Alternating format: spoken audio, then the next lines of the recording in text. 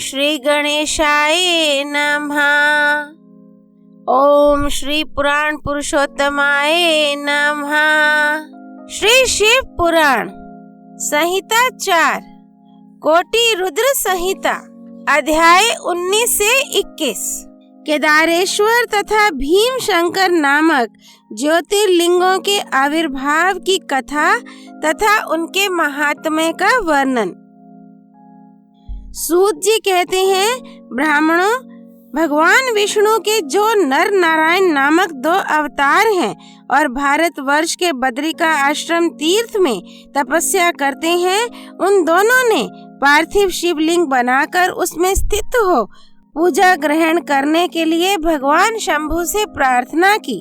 शिवजी भक्तों के अधीन होने के कारण प्रतिदिन उनके बनाए हुए पार्थिव लिंग में पूजित होने के लिए आया करते थे। जब उन दोनों के पार्थिव पूजन करते बहुत दिन बीत गए, तब एक समय परमेश्वर शिव ने प्रसन्न होकर कहा, मैं तुम्हारी आराधना से बहुत संतुष्ट हूँ, तुम दोनों मुझसे वर मांगो। उस समय उनके ऐसा कहने पर नर और नारायण ने लोगों के हित की कामना से कहा, देवेश्वर, यदि आप प्रसन्न हैं और यदि मुझे वर देना चाहते हैं तो अपने स्वरूप से पूजा ग्रहण करने के लिए यहीं स्थित हो जाइए। उन दोनों बंधुओं के इस प्रकार अनुरोध करने पर कल्याणकारी महेश्वर हिमालय के उस केदार तीर्थ में स्वयं ज्योतिर्लिंग के रूप में स्थित हो गए। उन दोनों से पूजित होकर संपूर्ण दुख और भय का नाश करने वाले शंभु लोगों का उपकार करने और भक्तों को दर्शन देने के लिए स्वयं केदारेश्वर के नाम से प्रसिद्ध हो वहां रहते हैं। वे दर्शन और पूजन करने वाले भक्तों को सदा अभीष्ट वस्तु प्रदान करते हैं। उसी दिन से लेकर जिसने भी भक्ति भाव से केदारेश्वर का पूजन किया, उसके लिए स्वप्न में भी दुख दुर्लभ हो गया।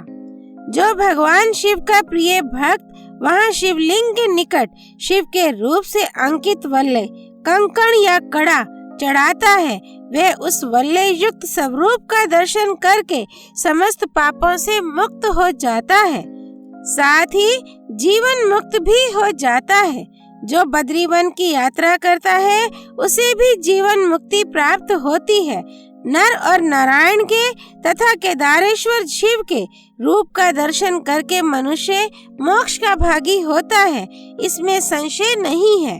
केदारेश्वर में भक्ति रखने वाले जो पुरुष वहां की यात्रा आरंभ करके उनके पास तक पहुंचने के पहले मार्ग में ही मर जाते हैं, वे भी मोक्ष पा जाते हैं। इसमें विचार करने की आवश्यकता नहीं है। केदार तीर्थ में पहुंचकर वहां प्रेम पूर्वक केदारेश्वर की पूजा करके वहां का जल पी लेने के पश्चात मनुष्य का फिर जन्म नहीं होता। ब्राह्मणों, इस भारतवर्ष में संपूर्ण जीवों को भक्ति भाव से भगवान नर नारायण की तथा केदारेश्वर शंभु की पूजा करनी चाहिए। अब मैं भीम शंकर नामक ज्योतिर्लिंग का महात्म्य कहूँगा। कामरूप देश में लोकहित की कामना से साक्षात भगवान शंकर ज्योतिर्लिंग के रूप में अवतीर्ण हुए थे। उनका वह स्वरूप कल्याण और सुख का आश्रय है।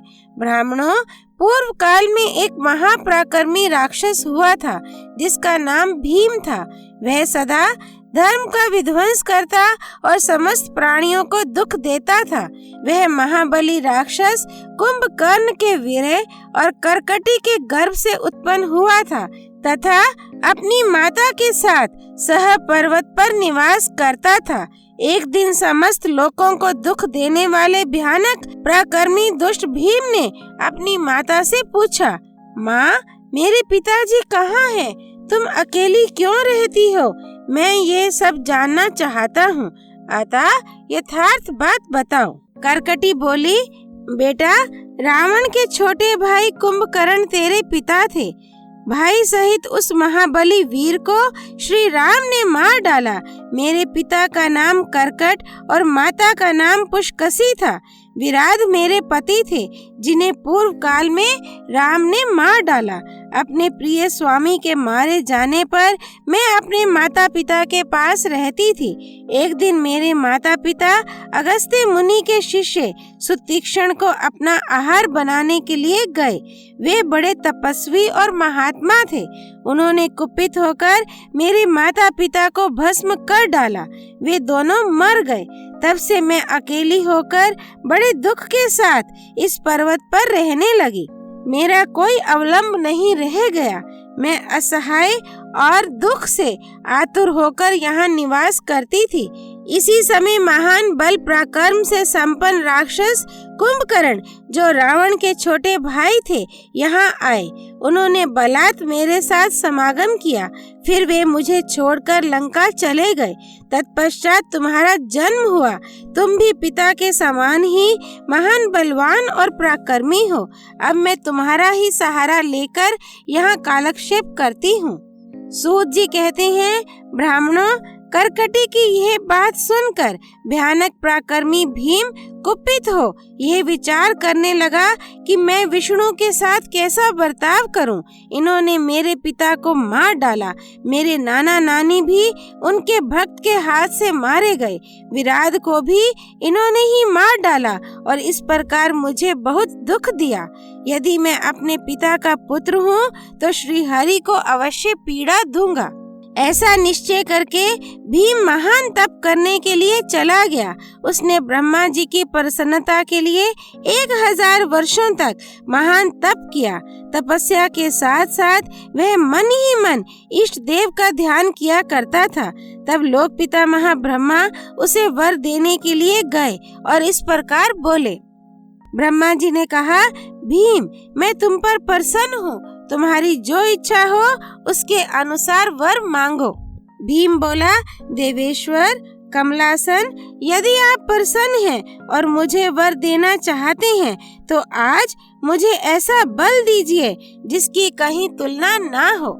सूत जी कहते हैं, ऐसा कहकर उस राक्षस ने ब्रह्मा जी को नमस्कार किया और ब्रह्मा जी भी उसे अभिष्ट वर देकर अपने धाम को चले गए। ब्रह्मा जी से अत्यंत बल पाकर राक्षस अपने घर आया और माता को प्रणाम करके शीघ्रता पूर्वक बड़े गर्व से बोला, माँ, अब तुम मेरा बल देखो। मैं इंद्र आदि देवताओं तथा इनकी सहायता करने वाले श्री हरि का महान संहार कर डालूंगा। ऐसा कहकर भयानक पराक्रमी भीम ने पहले इंद्र आदि देवताओं को जीता और उन सबको अपने अपने स्थान से निकाल बाहर किया। तदनंतर देवताओं की प्रार्थना से उनका पक्ष लेने वाले श्री हरि को भी उसने युद्ध में हराया। फिर प्रसन्नता पूर्वक पृथ्वी को जीतना प्रारंभ किया। सबसे पहले वह कामरूप देश के राजा सुदक्षिण को जीतने के लिए गया। वहां राजा के साथ उसका भयंकर युद्ध हुआ। दुष्ट असुर भीम ने ब्रह्मा जी के दिए हुए वर के प्रभाव से शिव के आश्रित रहने वाले महावीर महाराज सुदक्षिण को परास्त कर दिया और सब सामग्रियों सहित उनका राज्य तथा सर्वस्व अपने अधिकार में कर लिया। भगवान शिव के प्रिय भक्त धर्म प्रेमी परम धर्मात्मा राजा को भी उसने कैद कर लिया और उनके पैरों में बेड़ी डालकर उन्हें एकांत स्थान में बंद कर दिया। वहां उन्होंने भगवान की प्रीति के लिए शिव की उत्तम पार्थिव मूर्ति बनाकर उन्हीं का भजन पूजन आरंभ कर दिया। उन्होंने बारंबार गंगा जी की स्तुति की और मानसिक स्नान आदि करके पार्थिव पूजन की विधि से शंकर जी की पूजा संपन्न की। विधि पूर्वक भगवान शिव का ध्यान करके वे प्रणव युक्त पंचाक्षर मंत्र ओम नमः शिवाय का जप करने लगे। अब उन्हें दूसरा कोई काम करने के लिए अवकाश नहीं मिलता था। उन दिनों उनकी साध्वी पत्नी राजवल्लभा दक्षिणा प्रेम पूर्वक पार्थिव पूजन किया करती थी। वे दंपति अनन्य भाव से भक्तों का कल्याण करने वाले भगवान शंकर का भजन करते और प्रतिदिन उन्हीं की आराधना में तत्पर रहते थे। इधर वह राक्षस वर के अभिमान से मोहित हो यज्ञ कर्म आदि सब धर्मों का लोप करने लगा और सबसे कहने लगा, तुम लोग सब कुछ मुझे ही दो। महर्षियों, दुरात्मा राक्षसों की बहुत बड़ी सेना साथ ले उसने सारी पृथ्वी को अपने वश में कर लिया।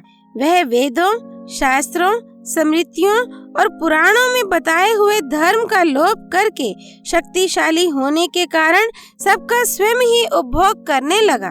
तब सब देवता तथा ऋषि अत्यंत पीड़ित हो महाकोशी के तट पर गए और शिव का आराधन तथा स्तवन करने लगे। उनके इस प्रकार स्तुति करने पर भगवान शिव अत्यंत प्रसन्न हो देवताओं से बोले, देवगण तथा महर्षियों, मैं प्रसन्न हूँ, वर मांगो, तुम्हारा कौन सा कार्य सिद्ध करूं? देवता बोले, देवेश्वर, आप अंतर्यामी हैं, अतः सबके मन की सारी बातें जानते हैं, आपसे कुछ भी अज्ञात नहीं है। प्रभो महेश्वर, कुंभकर्ण से उत्पन्न कर्कटी का बलवान पुत्र राक्षस भीम ब्रह्मा जी के दिए हुए वर से शक्तिशाली हो देवताओं को निरंतर पीड़ा दे रहा है, अतः आप इस दुखदाई राक्षस का नाश कर दीजिए, हम पर कृपा कीजिए, विलंब ना कीजिए। शंभु ने कहा, देवताओं, कामरूप देश के राजा सुदक्षिण मेरे श्रेष्ठ भक्त हैं, उनसे मेरा एक संदेश कह दो, फिर तुम्हारा सारा कार्य शीघ्र ही पूरा हो जाएगा। उनसे कहना, कामरूप देश के अधिपति महाराज सुदक्षिण, प्रभु तुम मेरे विशेष भक्त हो, अतः प्रेम पूर्वक मेरा भजन करो। दुष्ट राक्षस भीम ब्रह्मा जी का वर पाकर प्रबल हो गया है, इसीलिए उसने तुम्हारा तिरस्कार किया है, परंतु अब मैं उस दुष्ट को मार डालूंगा, इसमें संदेह नहीं है। सूत जी कहते हैं, ब्राह्मणों, तब उन सब देवताओं ने प्रसन्नता पूर्वक वहां जाकर उन महाराज से शंभु की कही हुई सारी बात कह सुनाई। उनसे वह संदेश कहकर देवताओं और महर्षियों को बड़ा आनंद प्राप्त हुआ और वे सब के सब शीघ्र ही अपने अपने आश्रम को चले गए। इधर भगवान शिव भी अपने गणों के साथ लोकहित की कामना से अपने भक्त की रक्षा करने के लिए सादर उसके निकट गए और गुप्त रूप से वहीं ठहर गए। इसी समय कामरूप नरेश ने पार्थिव शिव के सामने गाढ़ ध्यान लगाना आरंभ किया। इतने में ही किसी ने राक्षस से जाकर कह दिया कि राजा तुम्हारे नाश के लिए कोई पुरस्चरण कर रहे हैं। यह समाचार सुनते ही वह राक्षस कुपित हो उठा और उनको मार डालने की इच्छा से नंगी तलवार हाथ में लिए राजा के पास गया। वहां पार्थिव आदि जो सामग्री स्थित थी उसे देखकर तथा उसके प्रयोजन और स्वरूप को समझकर राक्षस ने यही माना कि राजा मेरे लिए कुछ कर रहा है, अतः सब सामग्रियों सहित इस नरेश को मैं बलपूर्वक अभी नष्ट कर देता हूँ। ऐसा विचार कर उस महाक्रोधी राक्षस ने राजा को बहुत डांटा और पूछा, क्या कर रहे हो? राजा ने भगवान शंकर पर रक्षा का भार सौंपकर कहा, मैं चराचर जगत के स्वामी भगवान शिव का पूजन करता हूँ। तब राक्षस भीम ने भगवान शंकर के प्रति बहुत तिरस्कार युक्त दुर्वचन कहकर राजा को धमकाया और भगवान शंकर के पार्थिव लिंग पर तलवार चलाई। वह तलवार उस पार्थिव लिंग का स्पर्श भी नहीं करने पाई कि उससे साक्षात भगवान हर वहां प्रकट हो गए और बोले, देखो मैं भीमेश्वर हूँ और अपने भक्त की रक्षा के लिए प्रकट हुआ हूँ। मेरा पहले से ही ये व्रत है कि मैं सदा अपने भक्त की रक्षा करूं, इसलिए भक्तों को सुख देने वाले मेरे बल की ओर दृष्टिपात करो। ऐसा कहकर भगवान शिव ने पिनाक से उसकी तलवार के 2 टुकड़े कर दिए। तब उस राक्षस ने फिर अपना त्रिशूल चलाया, परंतु शंभु ने उस दुष्ट के त्रिशूल के भी सैकड़ों टुकड़े कर डाले। तदनंतर शंकर जी के साथ उसका घोर युद्ध हुआ, जिससे सारा जगत क्षुब्ध हो उठा। तब नारद जी ने आकर भगवान शंकर से प्रार्थना की। नारद बोले, लोगों को भ्रम में डालने वाले महेश्वर, मेरे नाथ, आप क्षमा करें, क्षमा करें। तिनके को काटने के लिए कुल्हाड़ा चलाने की क्या आवश्यकता है? शीघ्र ही इसका संहार कर डालिए। नारद जी के इस प्रार्थना करने पर भगवान शंभु ने हुंकार मात्र से उस समय समस्त राक्षसों को भस्म कर डाला। मुने, सब देवताओं के देखते देखते शिव जी ने उन सारे राक्षसों को दग्ध कर दिया। तदनंतर भगवान शंकर की कृपा से इंद्र आदि समस्त देवताओं और मुनीश्वरों को शांति मिली तथा संपूर्ण जगत स्वस्थ हुआ। उस समय देवताओं और विशेषता मुनियों ने भगवान शंकर से प्रार्थना की कि प्रभु, आप यहाँ लोगों को सुख देने के लिए सदा निवास करें। ये देश निंदित माना गया है। यहाँ आने वाले लोगों को प्रायः दुख ही प्राप्त होता है, परंतु आपका दर्शन करने से यहाँ सबका कल्याण होगा। आप भीम शंकर के नाम से विख्यात होंगे और सबके संपूर्ण मनोरथों की सिद्धि करेंगे। आपका ये ज्योतिर्लिंग सदा पूजनीय और समस्त आपत्तियों का निवारण करने वाला होगा। सूत जी कहते हैं, ब्राह्मणों, उनके इस प्रकार प्रार्थना करने पर लोक हितकारी एवं भक्त वत्सल परम स्वतंत्र शिव प्रसन्नता पूर्वक वहीं स्थित हो गए। अध्याय 19 से 21 संपूर्ण। भक्त वत्सल भगवान शिव केदारेश्वर ज्योतिर्लिंग की जय। शरणागत वत्सल भगवान शिव भीम शंकर ज्योतिर्लिंग की जय। हर हर महादेव। श्री हरि अर्पणमस्तु।